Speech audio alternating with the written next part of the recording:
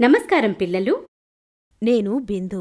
10వ తరగతి జీవశాస్త్రం యొక్క నియంత్రణ మరియు సమన్వయం పాఠం నుండి సమీకృత వ్యవస్థలు, నాడీ సమన్వయం అనే అంశం గురించి కొత్త మరియు ఆసక్తికరమైన వీడియోను వీక్షించినందుకు మీ అందరికీ స్వాగతం.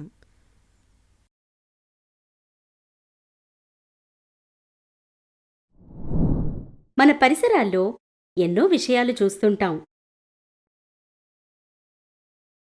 ఏదైనా జీవి కొంత కదలికను చూపుతున్నప్పుడే సజీవంగా ఉంటుందని మనం అంటాం. మన శరీరంలో అనేక కదలికలు జరుగుతున్నాయని మనకు తెలుసు. కొన్ని కదలికలు వాతావరణంలో మార్పుల కారణంగా ఉన్నాయి. ఉదాహరణకు, వేడి మరియు పదునైన వస్తువులను తాకకుండా నిరోధించడానికి మనము మన చేతులు మరియు కాళ్లను వెనక్కి తీసుకుంటాము. కాబట్టి మనల్ని కదిలించేలా వాతావరణంలో జరిగే మార్పులను ఉద్దీపన అంటారు.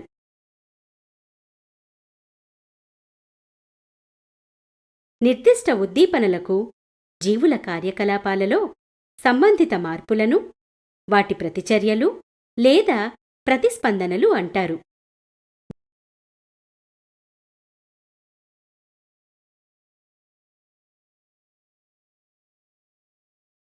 జీవులు కాంతి, వేడి, చలి, ధ్వని, వాసన, రుచి, స్పర్శ, ఒత్తిడి, నొప్పి లేదా గురుత్వాకర్షణ శక్తి మొదలైన ఉద్దీపనల పట్ల ప్రతిస్పందనలను చూపుతాయి.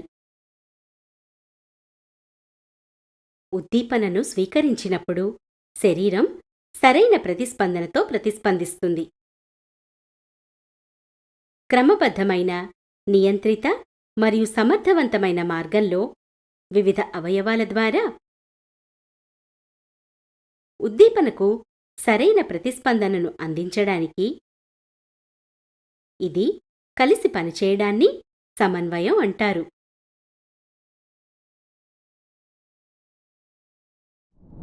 అభ్యాస ఫలితాలు. ఈ అంశాన్ని అధ్యయనం చేసిన తర్వాత మీరు ఈ క్రింది వాటి గురించి నేర్చుకుంటారు: ఉద్దీపనలకు ప్రతిస్పందన, నాడీ వ్యవస్థ సమన్వయం, నాడీ కణం యొక్క నిర్మాణం, ఉద్దీపన నుండి ప్రతిస్పందన వరకు ఉన్న మార్గాలు. కీలక పదాలు: ప్రతిస్పందన, ఉద్దీపన, న్యూరాన్, ఆక్సాన్, డెండ్రైట్స్, మైలిన్ కోసం,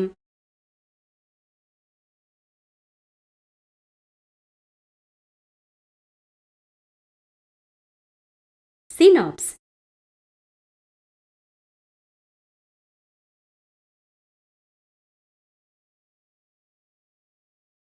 అనుబంధ లేదా ఇంద్రియ నరములు,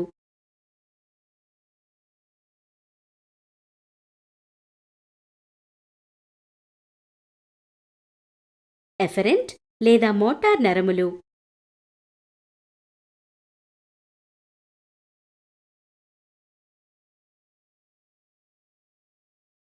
నాడీ సమన్వయం వ్యవస్థలపై ఫ్లో చార్టుని చూద్దాం. అవయవాలు, కణజాలాలు మరియు కణాలు మన శరీరంలో ఒక నిర్దిష్ట మార్గంలో పనిచేస్తాయి. అవి పరిసరాల నుండి మార్పు సంకేతాలను ఎంచుకుని వాటికి ప్రతిస్పందించి మన శరీరంలోని వివిధ విధులను ప్రేరేపిస్తాయి. ఉదాహరణకు, సమీపించే కారు కోసం రోడ్డుపై పక్కకు తప్పుకోవడం సహజం.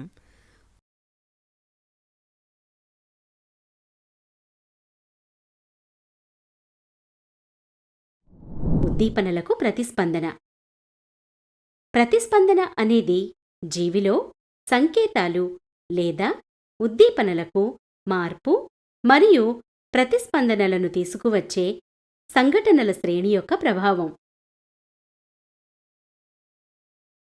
పర్యావరణంలో మార్పులు లేదా ఉద్దీపనలను గుర్తించడం, సమాచార ప్రసారం మరియు అదే పద్ధతి ద్వారా అవి ప్రారంభమవుతాయి. చివరగా ప్రతిస్పందన తగిన చర్యను గుర్తించి అమలు చేస్తుంది. కొన్ని కండరాలలో వేగవంతమైన మార్పుల ద్వారా ప్రతిస్పందనలు తీసుకురాబడతాయి మరియు అలాంటి మార్పులు మారుతున్న ఉద్దీపనలకు సంబంధించినవి. ప్రతిస్పందన యొక్క వేగం ప్రతిస్పందనను ప్రేరేపించే వాటికి ఉద్దీపనలను గుర్తించే భాగాలను అనుసంధానించే సమర్థవంతమైన ప్రసార వ్యవస్థను సూచిస్తుంది.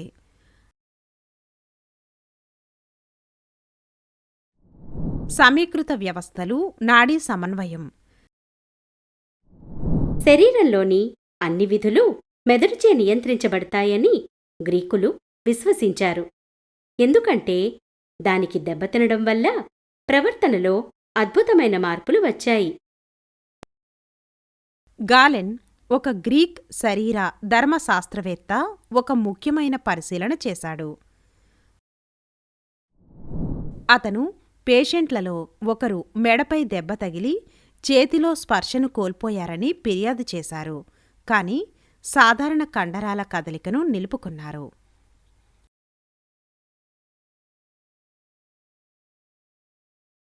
నాడులు 2 రకాలుగా ఉన్నాయని గాలెన్ నిర్ధారించాడు: జ్ఞాన సంబంధిత మరియు చర్య సంబంధిత.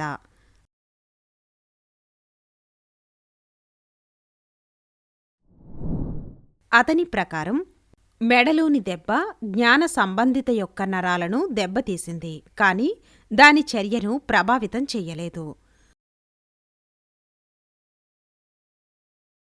18వ శతాబ్దపు చివరి వరకు నరాల పనితీరును సమగ్రపరిచే వ్యవస్థలుగా చాలా తక్కువగా తెలుసు. అప్పుడు శరీర ధర్మశాస్త్రవేత్తలు నరాల పనితీరు యొక్క యంత్రాంగాన్ని అధ్యయనం చేశారు మరియు విద్యుత్ శక్తి ప్రసార సంబంధిత ప్రయోగాల ద్వారా కనుగొన్నారు.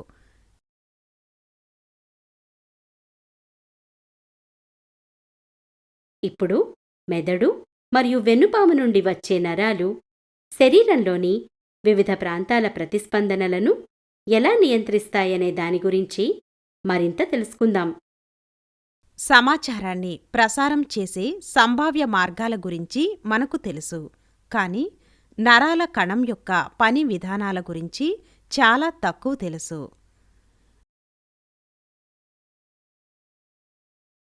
నాడీ కణాల నిర్మాణం. నాడీ కణం లేదా న్యూరాన్ అనేది నాడీ వ్యవస్థ యొక్క ప్రాథమిక నిర్మాణ మరియు క్రియాత్మక యూనిట్. న్యూరాన్లు నరాల ప్రేరణలు అని పిలువబడే విద్యుత్ సంకేతాల రూపంలో సందేశాలను తీసుకువెళతాయి.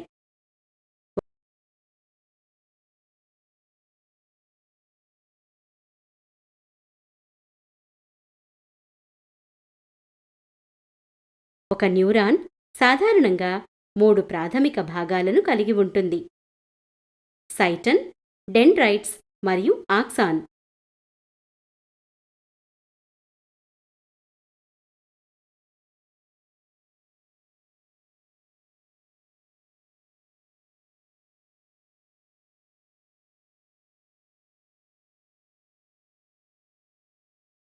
సైటాన్ను కణ కేంద్రకం మరియు న్యూరోప్లాజం అని పిలిచే సైటోప్లాజంని కలిగి ఉన్న సెల్ బాడీ లేదా పెరికార్యోన్ అని కూడా పిలుస్తారు. సైటోప్లాజంలో నిస్సెల్ గ్రాన్యూల్స్ మరియు మైటోకాండ్రియా, రైబోజోమ్లు, లైసోసోమ్లు మరియు ఎండోప్లాస్మిక్ రెటిక్యులం వంటి ఇతర కణ అవయవాలు అని పిలువబడే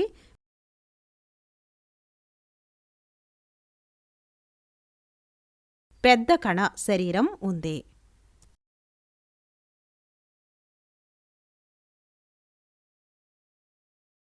న్యూరాన్లు విభజింపబడలేవు మరియు సైటోప్లాజంలో ఉన్న అనేక న్యూరోఫిబ్రిల్స్ కణ శరీరానికి మరియు బయటికి నరాల ప్రేరణలను ప్రసారం చేయడంలో సహాయపడతాయి. డెండ్రైట్లు సెల్ బాడీ ఉపరితలం నుండి అంచనా వేయబడిన అనేక శాఖల సైటోప్లాస్మిక్ ప్రక్రియలు.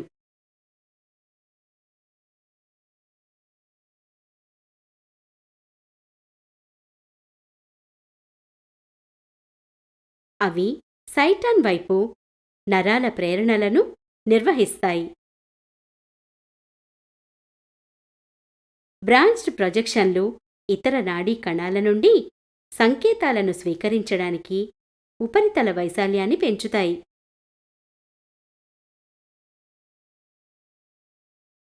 ఆక్సాన్ ఒక సింగిల్ పొడవైన తంత్రకాక్షం. ఆక్సాన్ యొక్క ముగింపు సినాప్టిక్ నాబ్స్ అని పిలువబడే నాబ్ లాంటి వాపులతో చక్కటి శాఖలుగా ముగుస్తుంది.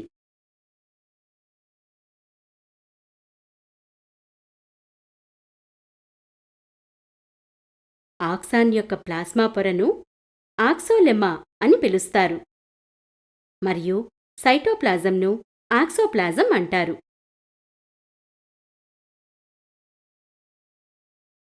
ఇది సైటాన్ నుండి ప్రేరణలను దూరంగా తీసుకువెళుతుంది.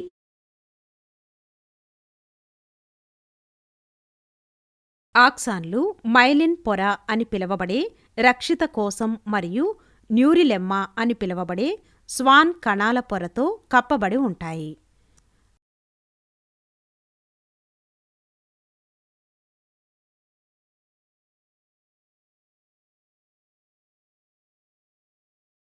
రాన్వియర్ కణుపులు అని పిలువబడే ఖాళీల ద్వారా మైలిన్ కోసం విరామాలు ఏర్పడతాయి.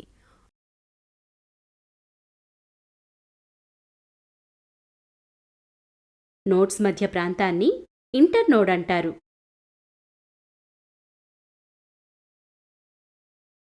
మైలిన్ కోసం ఒక ఇన్సులేటర్గా పనిచేస్తుంది మరియు నరాల ప్రేరణలను వేగంగా ప్రసారం చేయడంలో సహాయపడుతుంది.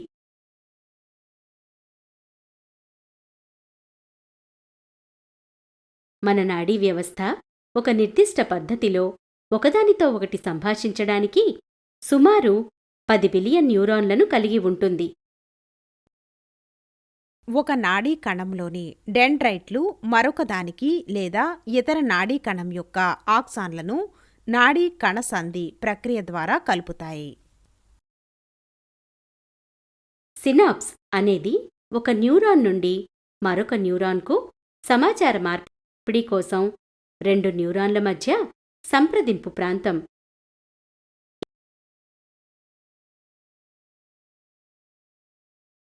ఇవి రసాయన లేదా విద్యుత్ సంకేతాల రూపంలో లేదా రెండింటి రూపంలో సమాచారాన్ని పంపడానికి చిన్న ఖాళీలు.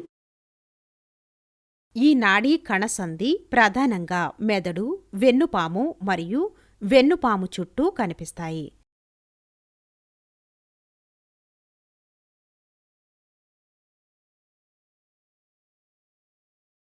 ఈ ప్రాంతాలను దాటి ఆక్సాన్ మన శరీరంలోని సంబంధిత ప్రాంతాలకు సంకేతాలను తీసుకువెళుతుంది. నాడీ మార్గాలు. మీరు కర్రను ఎలా పట్టుకోగలరో గమనించండి. ఉద్దీపన నుండి ప్రతిస్పందన వరకు కన్ను మరియు వేళ్ల మధ్య సమన్వయం ఉంది.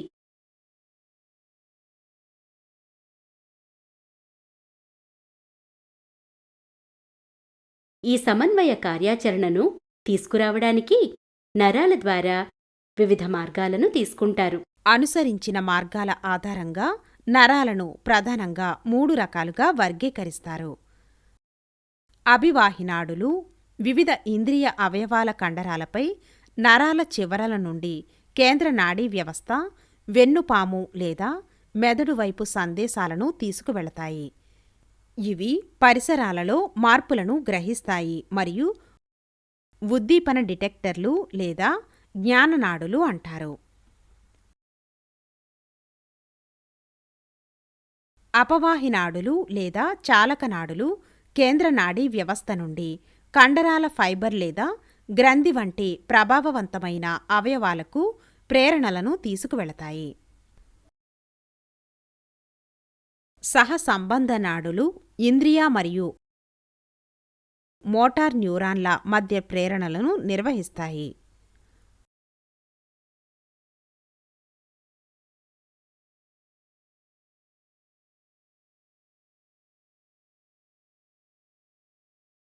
మన శరీరం స్వచ్ఛంద మరియు అసంకల్పిత ప్రతిస్పందనలకు ప్రతిస్పందించాలి.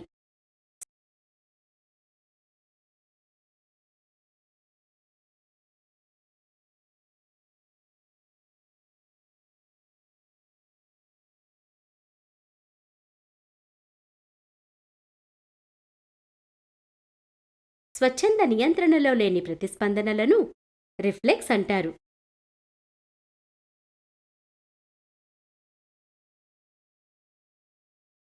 చాలా తక్కువ వ్యవధిలో జరిగే అసంకల్పిత చర్యలు మెదడును దాటవేసే చిన్న మార్గాలను అనుసరిస్తాయి.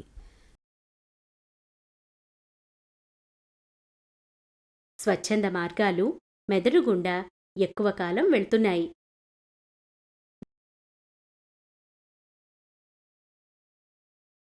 రిఫ్లెక్స్ ఆర్క్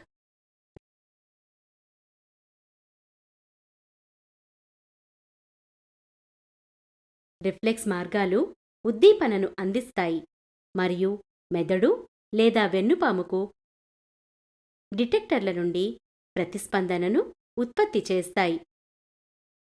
కొన్నిసార్లు ఒక ఉద్దీపనకు ఆటోమేటిక్, వేగవంతమైన మరియు అసంకల్పిత ప్రతిస్పందన మెదడును దాటవేస్తుంది మరియు వెన్నుపాము లోపల ఒక నిర్దిష్ట మార్గాన్ని కలిగి ఉంటుంది. డిటెక్టర్ల నుండి వెన్నుపాము వరకు వెళ్లి ఎఫెక్టార్లకు తిరిగి వెళ్లడం రిఫ్లెక్స్ ఆర్క్. ఒక వైద్యుడు మోకాలి చిప్ప క్రింద ఉన్న స్నాయువును రబ్బరు సుత్తితో నొక్కినప్పుడు మోకాలి కుదుపు రిఫ్లెక్స్ గమనించవచ్చు. ఇది తొడకండరాలలోని కండరాల కుదురు గ్రాహకాలను విస్తరించింది. ఈ ఉద్దీపన రిఫ్లెక్స్ ఆర్కును ప్రేరేపిస్తుంది. అసంకల్పితంగా కాలు ముందుకు తన్నడానికి కారణమవుతుంది.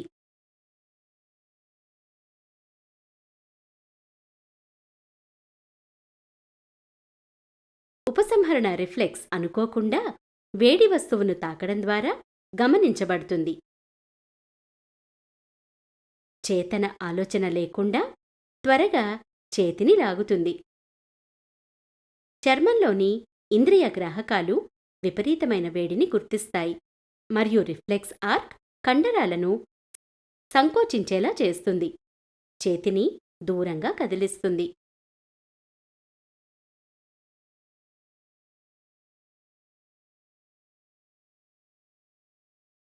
కనుపాప పరిమాణాన్ని సర్దుబాటు చేసే కాంతి తీవ్రతలో మార్పులకు ప్రతిస్పందనగా పపిల్లరీ రిఫ్లెక్స్ గమనించబడుతుంది.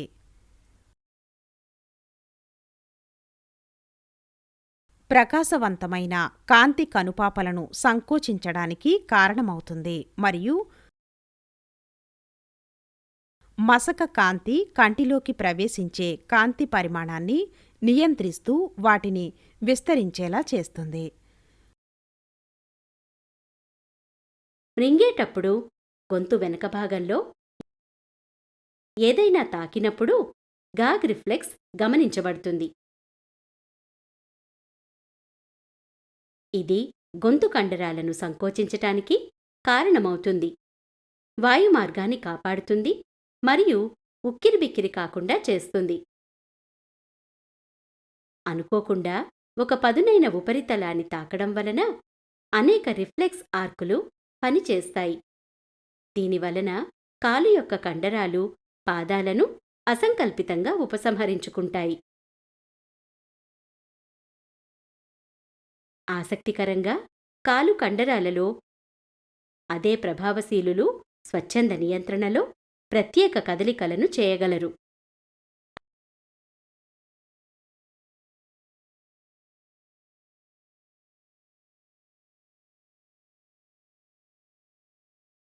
అందువల్ల ఫుట్బాల్ గేమ్లో కాలు కండరాలు రిఫ్లెక్స్లు మరియు స్వచ్ఛంద కదలికల ద్వారా పనిచేస్తాయి.